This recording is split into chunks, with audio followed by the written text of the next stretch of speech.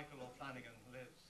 And there he has a commanding view of Kilmainham Jail, where not just the Patriots of 1916 were held, but before that the men of Emmet's 1903 rebellion, and before that again the men of 1798.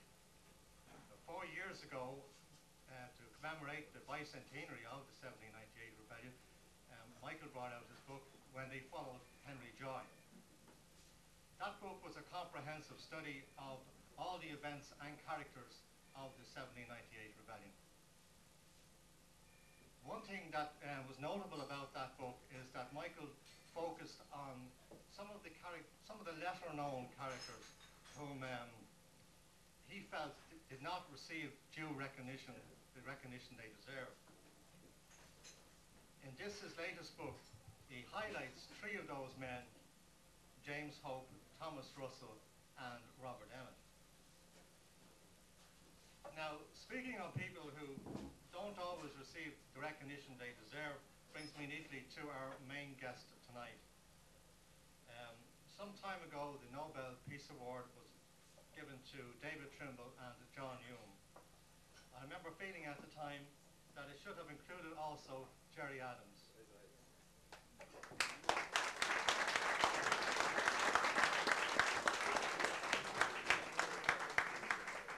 Without his participation, we would not have made the progress we have towards peace.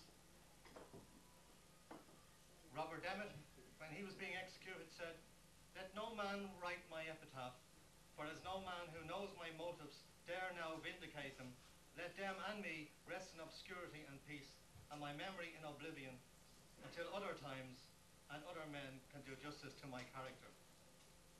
If any man in modern history has done justice to the motives and the memory of Robert Emmet, it is surely Gerry Adams. Arising from the present peace process, the freedom and independence of Ireland is now in process, by peaceful means and with due recognition to the various traditions on the island. His courage, his steady nerve which he displayed from the earliest days of the troubles in the north and up until the present implementation of the Good Friday Agreement, compare him favourably with many of the great figures in Irish history, and also with many of the great statesmen of the modern era. And so, ladies and gentlemen, I would like to introduce you to Gerry Adams, MP.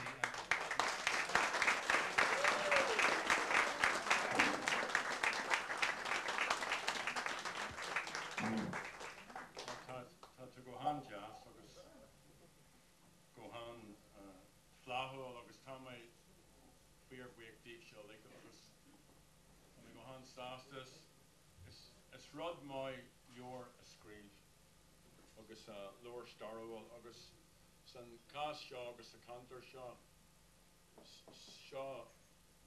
starwell no star outwell so essential you're in go more and more so Rob job my John talking so me ho I want first of all to thank you for your very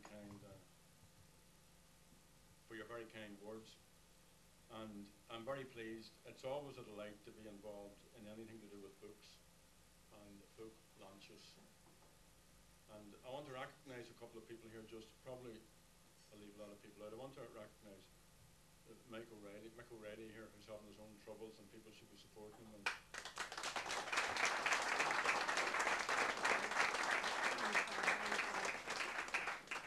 I'm forever, I mean, I actually think it's brilliant to be working in Dublin and to hear what I call indigenous Dublin voices, you know, talking about republicanism and talking about social justice and all of that. And just want to remind people, 10 years ago or so, Sinn Féin couldn't get into any of the municipal buildings in this town, and we couldn't have our Ardèche, and of course our voices couldn't be broadcast in RTE.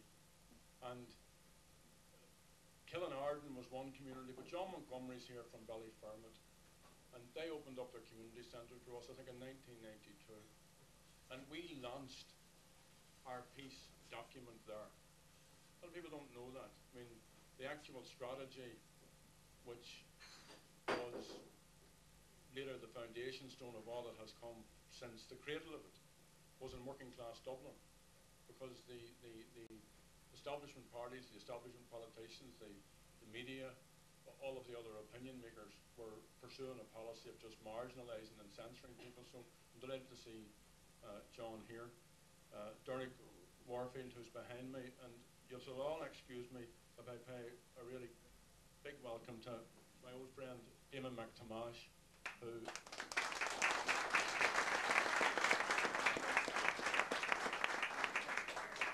has been writing and talking about Dublin and articulating the history of this nation and of this city in terms that ordinary men and women can understand and can identify with. And I think this is the strength of Micheál's writings, that it takes people away from being the big figures in life and brings them into our own sense of ordinariness. And I think here in Inchicore you have a very historic part of this historic city.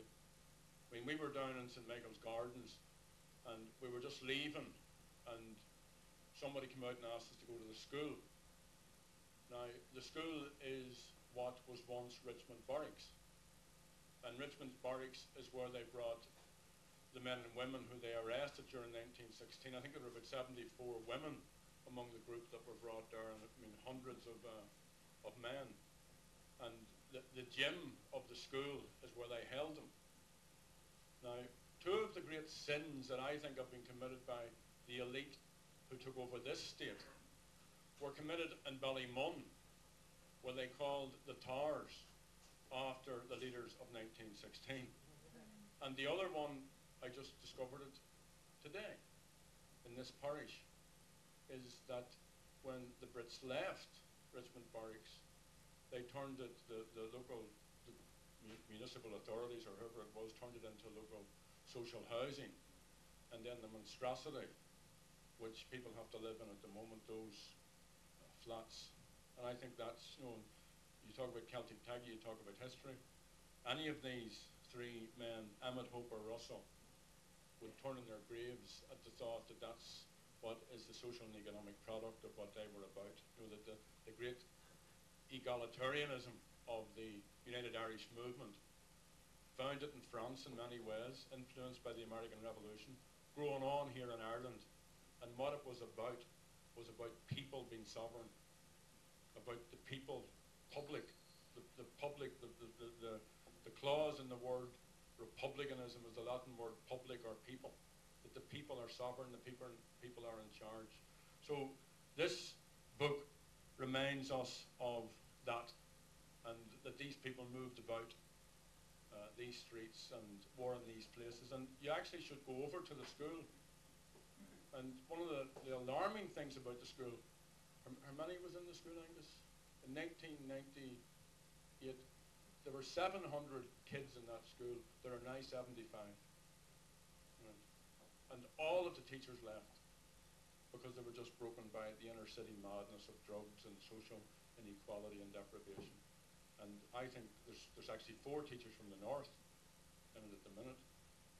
But I felt very motivated by the guy who was in charge, because he is doing a work of public service, providing some security and some sense of balance for the young people out of that community.